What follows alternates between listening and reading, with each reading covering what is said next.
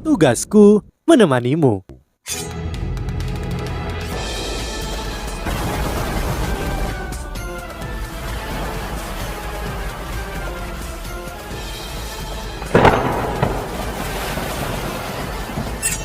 Hai sahabat Pasuk, kembali lagi bersama alur cerita versi novel Solen 2 Sekte Tang yang tak tertandingi. Jangan lupa like, subscribe, dan nyalakan tanda lonceng. Mari kita lanjutkan. Meskipun lautan es berada di dalam wilayah Kekaisaran Ryu, ini masih sesuatu yang tidak ingin dilihat oleh Wu Yuhao. Dia berharap roh dapat menyebar ke setiap sudut bumi dan itu alasan mengapa kesempatan ini sangat penting. Putri Lautan akan mempercayainya jika dia berhasil. Dan itu akan sangat bermanfaat bagi monster akuatik untuk bergabung dengan upaya pagoda roh. Ketika itu terjadi, lebih banyak master roh tidak perlu berburu dan membunuh monster untuk cincin rohnya. Itu adalah hasil terbaik. Jadi Huoyo bersedia mengambil resiko ini. Ia bisa merasakan bahwa kekuatan spiritualnya membaik. Ia tidak yakin apakah upaya ini akan berhasil, tapi ia masih harus mencoba. Bahkan jika itu akan mengakibatkannya terluka parah. Sebuah suara yang dalam terdengar pada saat ini. Sang putri laut menghela nafas ketika dia berkata, "Baiklah, aku setuju. Tolong lakukan itu. Kamu akan selalu menjadi teman kami. Tidak peduli bagaimana hasilnya." Wu Yuhao berbalik ke arah putri dan kemudian ke putrinya. Di sebelahnya dia mengangguk ke arah mereka sebelum dia datang ke samping tempat tidur batu giok es. Jika Tang Wutong tidak melepaskan cincin roh kesembilannya, mereka tidak akan pernah mempercayai manusia, tapi permusuhan mereka benar-benar menghilang setelah bayangan itu muncul dari cincin roh yang kesembilannya. Dan itu bahkan menghilangkan semua niat membunuh dan kebencian di dalam hati setiap monster roh. Di lautan es ini, hanya ada harapan di hati sang putri laut dan putrinya. Cahaya redup berkedip ketika cahaya sedingin es memancar dari wajah Wu Yuhao. Mantra yang dalam bisa terdengar sekali lagi. Mereka berada di dasar laut. Dia dibatasi oleh keadaannya, jadi tidak mungkin dia bisa mengukir formasi sihir untuk mendukungnya. Situasi Putri Duyung juga berarti bahwa dia tidak bisa menunda lebih jauh dan dia harus segera memulainya. Kali ini mungkin adalah upaya Wu Yuhao yang paling tidak percaya diri dalam menyatu dengan roh. Terpisah dari waktu ketika dia menyatu dengan permaisuri salju, namun itu juga penggabungan yang terpentingnya. Mantra bernada rendah bergema di lautan es. Wu Yuhao melepaskan gelombang spiritual lembut dari tubuhnya. Undulasi ini menyebar ke arah Duyung, melepaskan aura lembut. Sang putri Duyung tertidur lelap. Jiwanya telah hancur dan kekuatan spiritual di lautan spiritualnya hampir mengering. Kekuatan jiwanya sudah tidak ada lagi dan energi hidupnya hampir sepenuhnya terkuras. Semuanya menunjukkan fakta bahwa dia akan mati, namun ekor raksasanya masih bersinar dengan cahaya keemasan redup. Tang Wutong, Putri Laut, dan yang lainnya semua menonton dengan penuh perhatian. Dari satu sisi, di dunia akuatik ini tidak ada bahaya dari dunia luar. Bahaya sebenarnya hanya datang dari proses penggabungan. Tidak ada yang tahu apa hasilnya, tapi mereka semua berdoa untuk kesuksesan Wu Yuhao. Perlahan, aura aneh datang dari Putri Duyung yang sedang tertidur. Aura ini dimanifestasikan sebagai garis-garis cahaya keemasan itu mengkristal dan undulasi jiwa yang padat juga muncul. Putri Laut meraih tangan putri sulungnya dengan erat. Garis-garis cahaya keemasan adalah sisa-sisa jiwa dari jiwa putri bungsunya. Begitu itu menghilang, indikasi kehidupan putri bungsunya akan lenyap. Dia akan benar-benar mati. Wu Yuhao tampil senang mungkin. Dia dengan lembut menggerakkan tangannya ke udara agar sesuai dengan irama mantranya. Energi jiwa membentuk penampilan sang putri Duyung. Hanya saja, dia tidak memiliki ekspresi, tampaknya tidak berbeda dengan dirinya yang sedang tidur. Putri Lautan sangat tegang ketika dia melihat ini. Dia tahu bahwa kompresi energi jiwa dari Wu Yuhao menggunakan kekuatan spiritualnya hanya bisa bertahan selama beberapa waktu. Begitu Yuhao melepaskannya, energi jiwa putrinya tidak mungkin kembali ke tubuhnya. Ini juga berarti bahwa tidak ada ruang untuk penyesalan sekarang. Tentu saja Wu Yuhao tidak akan mundur. Dia hanya punya satu kesempatan dan tidak ada ruang untuk gagal. Suara Wu Yuhao menjadi lebih bernada tinggi saat dia membaca mantra. Mata takdirnya juga benar-benar menyala dan seberkas cahaya keemasan melesat keluar darinya, menghantam jiwa Putri Duyung. Gelombang jiwa yang lembut mulai menjadi lebih kuat. Jiwa sang Putri Duyung mulai membuka matanya. Secara bertahap, Ketika dia membuka matanya, dia segera mengungkapkan emosinya. Dia bahkan sangat emosional. Ketakutan. Itu adalah ketakutan yang luar biasa. Dia benar-benar bingung. Dia begitu ketakutan sehingga hanya ada teror, kesedihan, ketakutan, dan semua jenis emosi negatif lainnya di matanya. Hati Tang Wutong tenggelam. Dia jelas tahu betapa sulitnya menyatu dengan roh dalam kondisi seperti ini. Wo Yu Hao sedikit bergetar, tapi dia tidak berhenti melafalkan mantranya. Matanya masih terpaku pada Putri Duyung. Ketika ia mencoba berkomunikasi dengannya pada tingkat spiritual, jiwa sang Putri Duyung berjuang keras untuk membebaskan diri. Energi jiwanya yang kuat bisa dirasakan. Dia berjuang sekeras yang dia bisa untuk menghancurkan dan membebaskan diri dari pengekangan yang telah Wo Yu Hao lakukan. Pada saat ini, Putri Lautan dan putrinya sangat cemas. Sang Putri Lautan benar-benar ingin menghibur putrinya, namun dia tidak bisa melakukannya. Saat ini putrinya yang sedang tidur hanya bisa melihat Wo Yu Hao karena dia dirangsang oleh kekuatan spiritualnya. Dia tidak bisa melihat orang lain dan benar-benar tenggelam dalam mantranya. Hanya kekuatan spiritual Wo Yu Hao yang mengelilinginya dan dia adalah satu-satunya yang mencoba menghiburnya. Tidak, tidak, tidak. Putri Duyung berjuang sekuat tenaga. Seluruh kontrak itu bergetar hebat. Formasi heksagram Wo Yu Hao bahkan mulai retak. Kekuatan spiritual Putri Duyung ini sangat kuat, bahkan lebih kuat dari kakak perempuannya. Meskipun hanya sebagian dari jiwanya yang tersisa, dia masih melawan begitu keras sehingga Wo Yu Hao akan menyerah. Dia tidak memiliki kemampuan untuk menolak sama sekali. Dia benar-benar mengalami dampak yang ditimbulkan padanya oleh jiwa pihak lain. Cairan merah mengalir dari mulut, hidung, dan telinga Wo Yu Hao pada titik ini. Mereka hanya mengadu kekuatan spiritual satu sama lain. Tidak, mereka tidak bertarung sama sekali. Sebaliknya Wo Yu Hao berusaha membujuk Putri Duyung.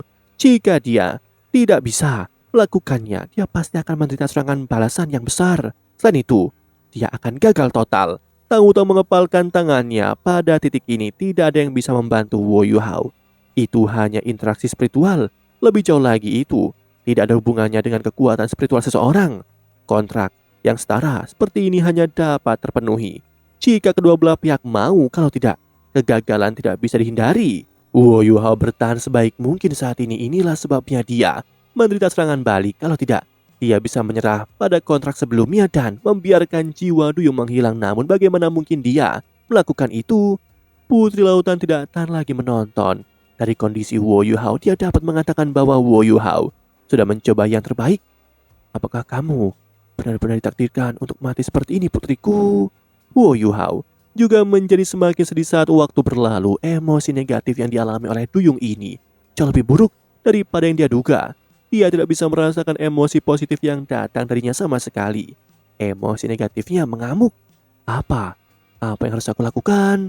Apa yang harus aku lakukan sekarang? Wo Yu Hao mencoba memikirkan berbagai solusi, tapi ini adalah pertama kalinya dia mengalami situasi seperti ini. Solusi tepat apa yang bisa dia pikirkan? Dia hanya bisa mencoba yang terbaik untuk bertahan sedikit lebih lama dan berharap bahwa Duyung ini akan mengalami perubahan dalam emosinya. Itu akan memberinya kesempatan, namun segalanya tidak berjalan seperti yang diinginkannya. Bukan saja emosinya tidak menunjukkan tanda-tanda perubahan, tetapi bahkan menjadi lebih heboh. Lautan spiritual Wo Yu Hao mulai menunjukkan sedikit retakan saat berbenturan dengan kekuatan spiritual Duyung ini. Aku tidak bisa bertahan lagi. Wo Yu Hao tertawa getir pada dirinya sendiri. Dia tidak bisa menggunakan hidupnya untuk bertukar lebih banyak waktu. Masih ada 5 roh lain di lautan spiritualnya. Begitu ada kerusakan kritis pada lautan spiritualnya, 5 rohnya yang lain juga akan terluka parah. Dia menghela nafas pada dirinya sendiri. Meskipun dia sangat tidak mau, dia juga mengakui bahwa tidak ada cara lain. Dia hanya bisa memilih untuk menyerah. Kontrak berada pada puncaknya sekarang. Jiwa kedua belah pihak mulai berinteraksi. Meskipun Putri Duyung sangat mengucilkan Wo Yu Hao, jiwa mereka masih memiliki kesempatan untuk berinteraksi di bawah kontrak yang setara. Begitu jiwa mereka berinteraksi, semuanya terjadi sesuai dengan harapan Wo Yu Hao. Jiwa Putri Duyung langsung melompat ketakutan seolah-olah dia sangat terkejut. Tidak, ini masih tidak berfungsi. Apakah aku benar-benar harus menyerah? Saat Wo Yu Hao merasa putus asa, jiwa Putri Duyung benar-benar tenang sejenak. Setelah itu, dia tampak agak linglung dan hanya menatap Wo Yu Hao. Apa? Dia tidak lagi menyerangku. Dia tidak lagi mencoba melepaskan diri dariku. Wo Yuhao juga sedikit bingung. Dia telah berusaha sangat keras sebelumnya tapi tidak mencapai apapun. Apa yang terjadi sekarang? Pada saat ini, lapisan cahaya putih mulai muncul. Di dalam jiwa Wo Yuhao, lapisan cahaya putih mengembang hingga berubah menjadi gambar. Itu tampak sama dengan Putri Duyung ini. Wo Yuhao heran ketika melihat ini. Putri Laut dan Putri Sulungnya juga heran. Ini jelas asal jiwanya. Meskipun hanya sedikit saja yang tersisa, itu sepertinya mengandung sesuatu di dalamnya. Saat cahaya putih menyala itu mendarat di tubuh Duyung. Tiba-tiba dia tenang.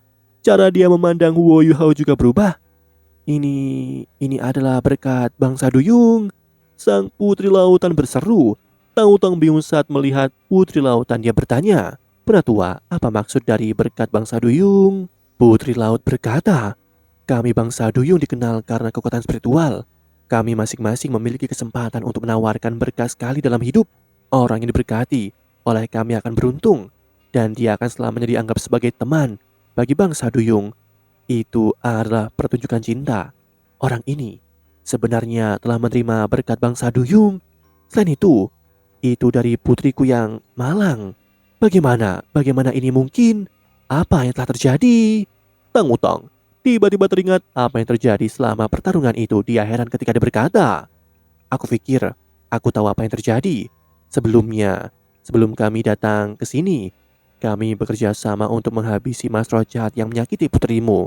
Di antara roh pembalasan miliknya, sesosok memiliki penampilan putrimu. Yuhao menggunakan kekuatan pemurniannya untuk membersihkannya. Sebelum roh pembalasan Putri Duyung itu menghilang, ia melepaskan titik cahaya putih yang mendarat di tubuh Wo Yuhao. Apakah itu kemungkinan berkat bangsa Duyung yang sedang Anda bicarakan?" Putri lautan menangis sekali lagi. Kali ini air matanya bukan emas. Itu muncul sebagai mutiara putih jernih. Itu adalah air mata kebahagiaan dan rasa bersalah. Dia merasa bersalah karena dia telah menargetkan Wo Yuhao dan Tang Wutong, dan bahagia karena putrinya mampu bertahan. Putri Duyung itu sepertinya mengenali Wo Yuhao. Setelah perpaduan itu diberi berkat bangsa Duyung, dia tidak lagi tampak takut lagi. Hanya ada pandangan kekeluargaan dan rasa terima kasih di matanya. Mantra dan kontrak berlanjut tanpa perlawanan. Semuanya berhasil. Cahaya keemasan mengalir mengelilingi Wo Yuhao dan Putri Duyung. Lautan spiritual Wo Yuhao mengandung 5 roh kuat sampai sekarang. Bahkan itu sudah di kemacetannya sebelumnya, namun itu lebih diperkaya oleh mutiara emas selanjutnya.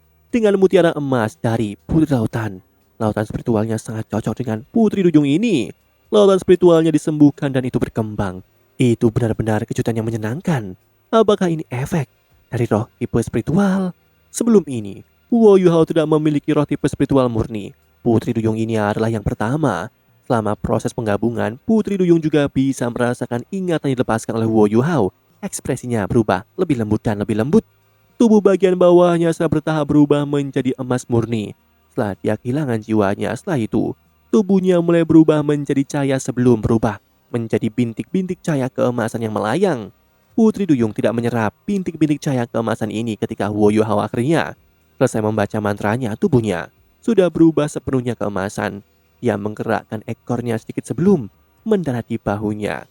Yuhao jelas bisa merasakan kekuatan spiritualnya tumbuh dengan sangat cepat. Tampaknya juga tidak ada batasnya. Inti jiwa spiritualnya meluas. Kekuatan spiritualnya yang luar biasa bisa menyebar dan bahkan meninggalkan permukaan laut. Dia bisa merasakan segala sesuatu di sekitar laut dan seluruh istana bawah laut sekarang. Putri Duyung akhirnya melihat ibu dan kakak perempuannya. Ada pandangan sedih di matanya, tetapi ada juga pandangan senang sekarang karena dia mendapatkan kehidupan baru. Demikianlah kisah untuk kali ini. Sahabat Pasuk, jangan sedih, jangan bimbang, apalagi galau. Karena aku kan selalu menemanimu.